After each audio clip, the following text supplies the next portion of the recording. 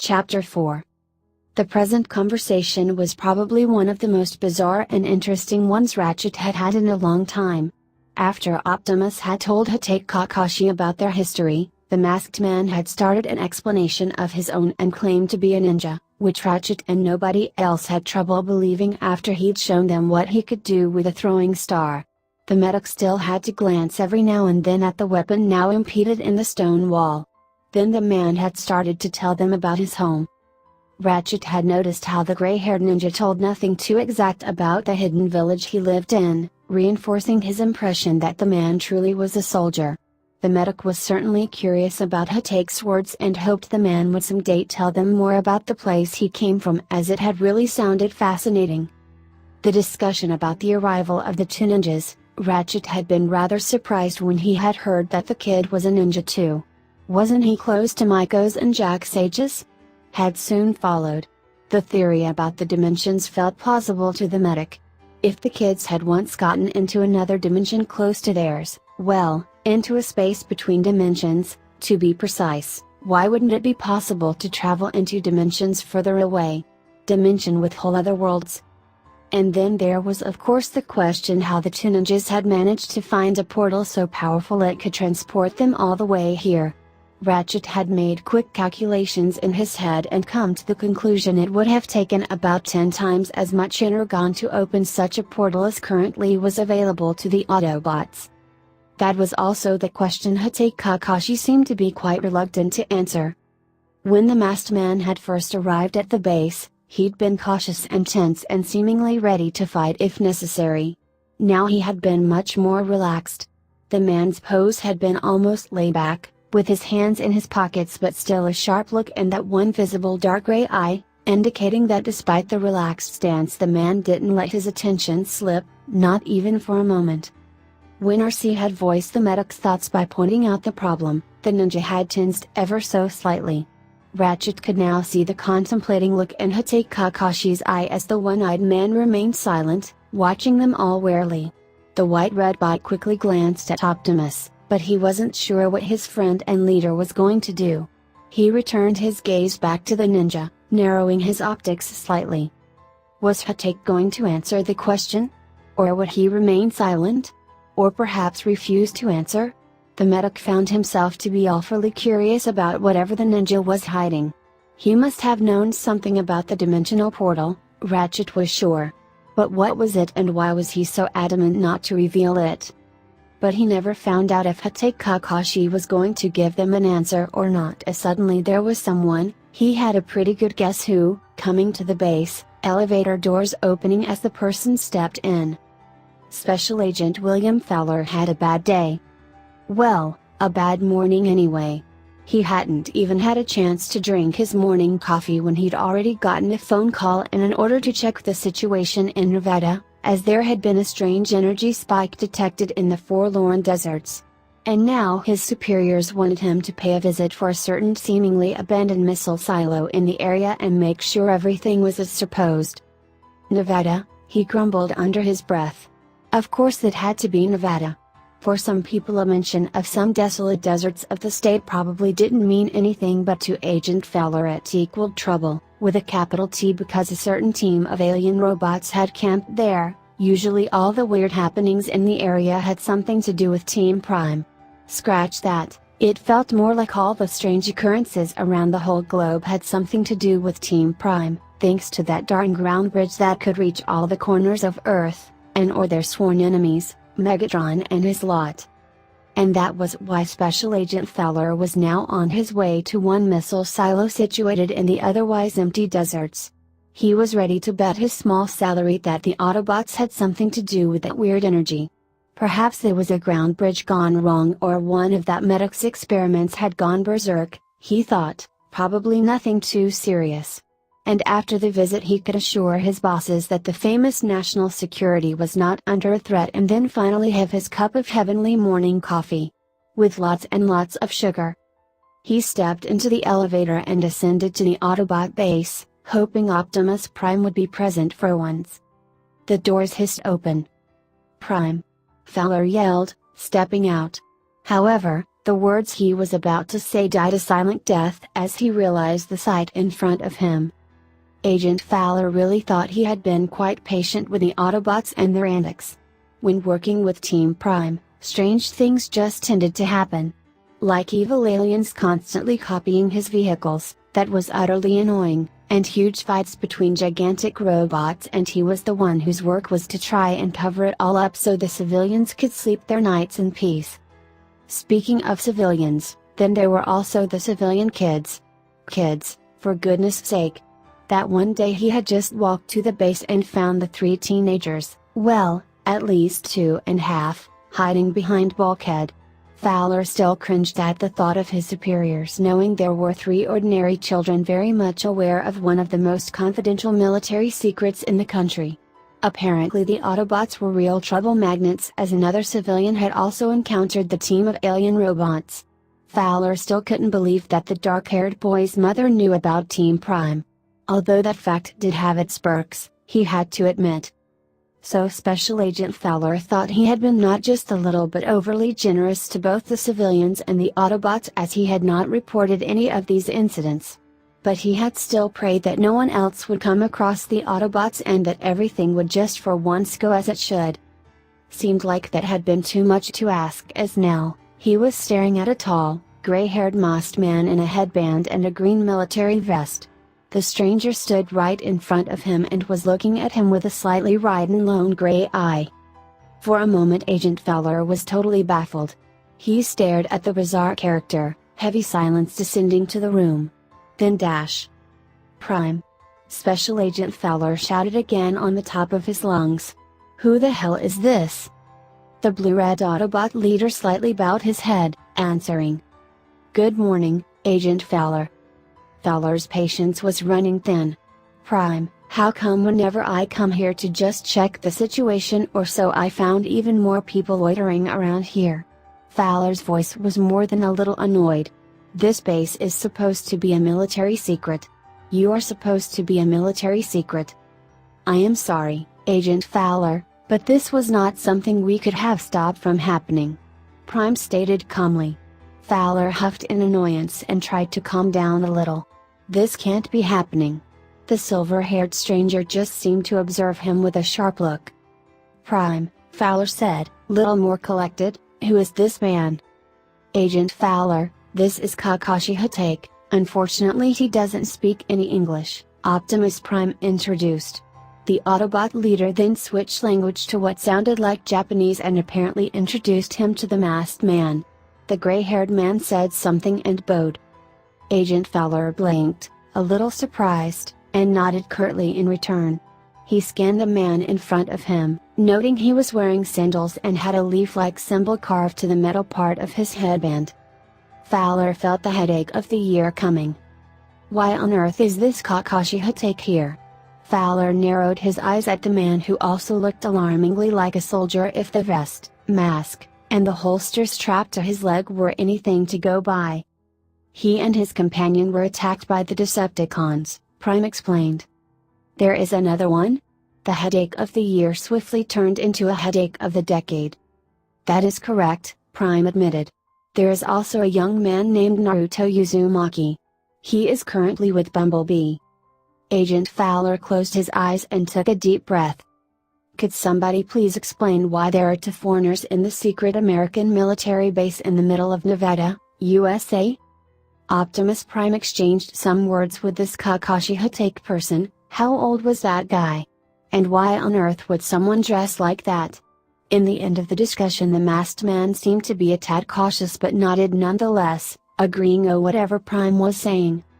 Agent Fowler, Optimus turned back to him. I'm afraid I had to ask you not to forward the information we are about to tell you. Fowler narrowed his eyes. Right now I'm hiding quite a lot of things from my bosses already, and I really hoped I wouldn't have to add anything to that list anymore. I am sorry, Agent Fowler, but it would be the best if as few people as possible knew about this matter. Prime's tone was apologetic. Fowler rubbed his temples. Then he sighed. Fine.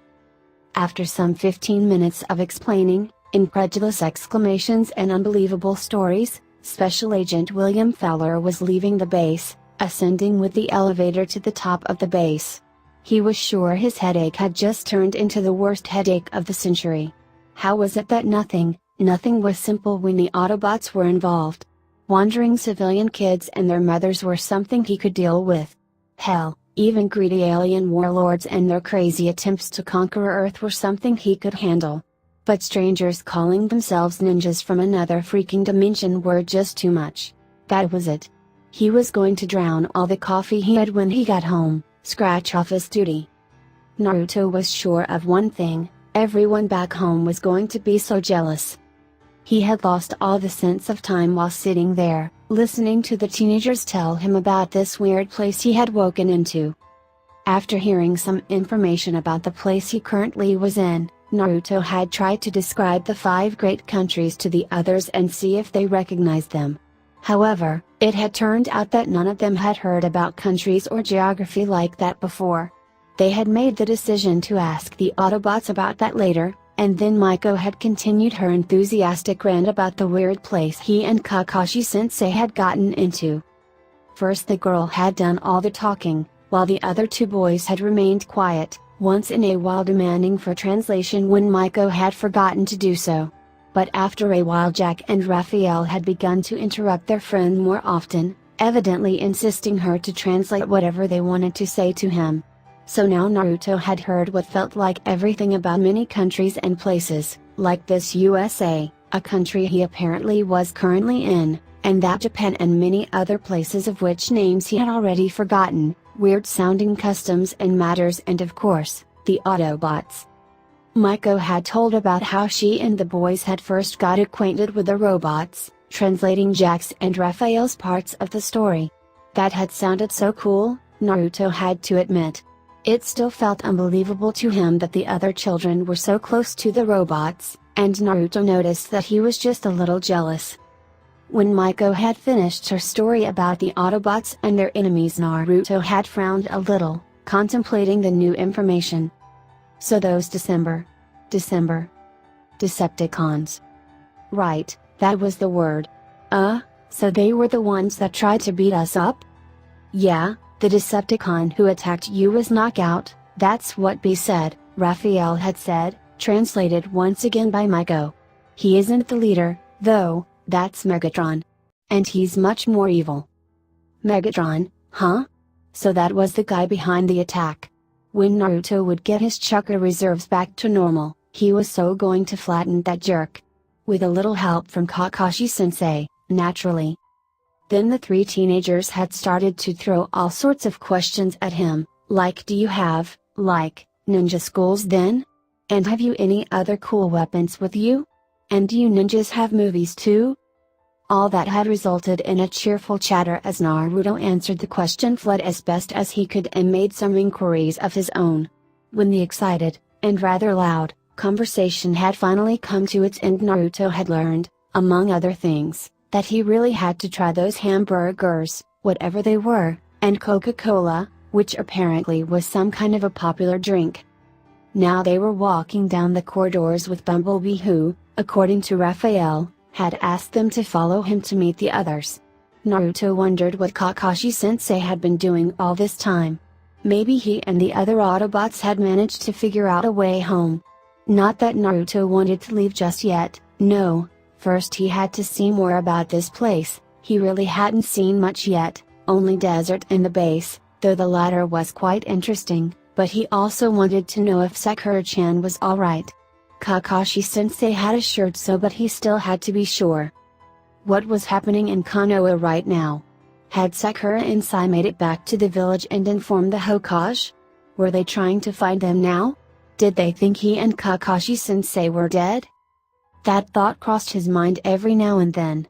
He knew he would have been really anxious if one of his teammates and his teacher had suddenly disappeared without a trace. Naruto frowned. He didn't want his friends to think he was dead. He wanted them to know he was alive and safe, although quite far from home. You okay, Naruto? Maiko's voice woke him up from his musings. Oh, I'm fine, the blonde boy replied, turning his azure gaze at the girl. Just thinking about my friends back home. Oh. Are your friends ninjas too? Maiko's voice always seemed to catch that enthusiastic tone when the word ninja was mentioned. Yup. I have great friends and 2 teammates. Sakura-chan's very nice, I was in the same class with her in the academy. And then there's also Sai, but he's a little creepy and weird. We are a 3-man team and Kakashi-sensei's our instructor. He deliberately left out all the mentions of Sasuke. The Uchiha was someone he didn't want to talk about yet. Maiko translated quickly his words for the boys, and the teenagers seemed to be really interested. So you got a team? Maiko forwarded Jack's question. Well, when you graduate you are sorted into teams and you got an elite shinobi as a teacher, Naruto chattered. Then you gotta do very boring missions first, like catching cats and doing gardening and stupid things like that, before you can have real missions. Like once when we had to protect this bridge builder and Naruto suddenly realized he was probably talking way too much. Kakashi-sensei was going to be so mad at him if he blabbered about something he was supposed to keep quiet about. But the others seemed more than curious and he was sure Maiko was going to hurry him to go on. Fortunately they arrived to the room with the portal thing just before Maiko could demand him to continue and the attention shifted from him to Kakashi-sensei and the Autobots. Naruto almost sighed in relief. He would have to be more careful in the future, no matter how much he wanted to tell Jack, Raphael and Maiko everything about Konoha. As the morning drifted by, Kakashi found himself cursing his sensitive hearing to the lowest how possible. If he had thought that Naruto or Maiko alone could be allowed, it was nothing compared to the ruckus the 2 kids could make when together in the same room. While cheering for a game played with a huge ball of scrap metal by 2 giant robots. He was sure his ears were going to ring for weeks afterwards. Beside him, in front of the green displays, Ratchet let out a resigned sigh. They are making even more noise than before. Is that even possible? The medic muttered under his breath. How am I supposed to get any work done here? Kakashi chuckled, watching his blonde student practically bounce up and down from excitement, cheering for Bumblebee as the yellow Autobot did a quite impressive move when trying to get past Bulkhead. Naruto can be loud when he wants to. Which is all the time. I don't pretend I'm an expert in human behavior, but aren't ninjas supposed to be silent? Kakashi actually laughed aloud, slightly shaking his head. You have no idea how many times I've wondered the same thing. Ratchet huffed in indignation, turning back to whatever work he was doing. Kakashi was leaning on the railing beside the displays, watching the game and the kids cheering for the 2 robots from afar. The teenagers had emerged from the tunnels with Bumblebee shortly after Agent Fowler had left, and after a quick exchange of words, they hadn't talked to the kids about their dimension theory yet. He had decided to tell Naruto in the evening. Maiko and Bulkhead had been in no time explaining the currently played game to Naruto. The blonde boy had obviously been more than excited about it, and now the children were all following the game. Prime and RC had disappeared to the corridors while Smokescreen had gone scouting outside. Kakashi mentally sighed. His headache had been reduced from pounding pain to a dull ache in the back of his head. As a shinobi he was well accustomed to pain, and something as trivial as a headache was something he could easily handle. He was still relieved when it didn't anymore feel like something was hammering his head from the inside. Naruto on the other hand looked like he was doing just fine, and the Jounin was glad his student was recovering well. Agent Fowler's interruption had been quite unexpected but fortunate. Kakashi wasn't yet sure what he thought about the man he had just met. This William Fowler had had a quite commanding aura, and something in him had reminded Kakashi of a soldier, though the man hadn't really looked like an active warrior. An ex-soldier maybe? And he had not looked happy at all to see him in the base. First Kakashi had been a little doubtful about letting the man know about them, but Optimus Prime had assured it was for the best. After the discussion with the special agent, Kakashi wasn't sure what the title exactly meant, though he had his suspicions. The Autobots hadn't pried any more about their arrival here. The Hitake had been truly surprised. If something similar had happened in Konoha, the stranger would be interrogated in the torture and interrogation force until the village would know all about the powers that could do such a thing as move through dimensions. but there had not been more questions about their abilities, at least not yet. Kakashi was sure the matter hadn't been left completely alone. He could deal with that. He didn't actually want to keep the robots in the dark about this, but first of all he was a shinobi of the leaf and could not deal information about his skills to just anyone. He would have to observe the Autobots a little more before that. But now, it was time for some information gathering. So, Kakashi began. Ratchet glanced at him. You were talking about some incident with similar traits as ours, the copyman stated, referring to the earlier conversation. Yes, Ratchet confirmed. Some time ago two ground bridges, ours and the Decepticons, appeared too close to each other, creating sort of a shadow zone, a dimension close to ours but still different. The kids and one enemy got inside, and due to the difference in dimensions we could not see or hear them. So, what happened to me and Naruto was similar, only the dimensions are further away, the silver-haired man concluded. I strongly think so, and you were able to make it all the way through, the medic agreed. Kakashi slowly nodded. He stared at the four kids following the game. Naruto whooped as the ball hit the basket again. From the corner of his eye he saw Ratchet giving him a glance. Then the medic spoke again. You're thinking about whether you could somehow get home via ground bridges, am I right? The Jounin just smiled his signature smile, visible like curving. Well, if I were thinking about that, would it be possible or too far-fetched? Ratchet snorted, but seemed to smile just a little. I really can't say. It's not something we have really researched. But I'll look into it, the medic answered. The white-red Autobot then seemed to frown at Kakashi since there was going to be questions coming for him. I must say you took the idea quite well, Hatake-san, Ratchet started. Kakashi raised one silver eyebrow, deciding not to say anything and let the medic speak his mind. Ratchet gave him a steady gaze. You accepted the explanation of this being another dimension pretty well.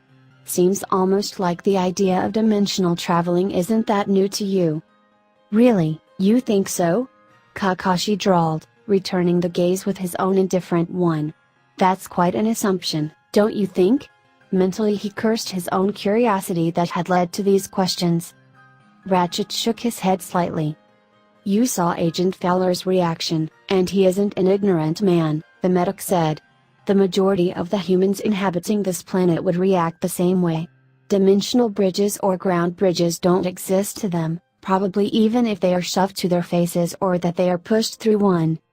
Kakashi stared blankly as Bulkhead tossed the ball of scrap towards the basket and the ball hit its goal with a clunk. Maybe I'm just open-minded, the copyman replied amusedly. Ratchet huffed, but not like he had failed his mission to interrogate him and more like he was exasperated that his curiosity was left unsatisfied. Kakashi smiled inwardly.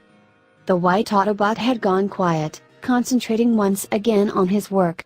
It seemed the medic had given up questioning him further, at least for now. Kakashi still thought he should probably start planning what he was going to tell the Autobots. Their patience wouldn't be infinite, though they had been quite trustful. But as Kakashi watched RC emerge from the tunnels, blue eyes narrowing suspiciously when glancing at him, he was more than certain that all the members of the team wouldn't be so trusting. Well, that's the ending of that chapter. I do hope you enjoy this video. If you like to see more, remember to hit that like button, subscribe to this channel and leave a comment down below. Until next time.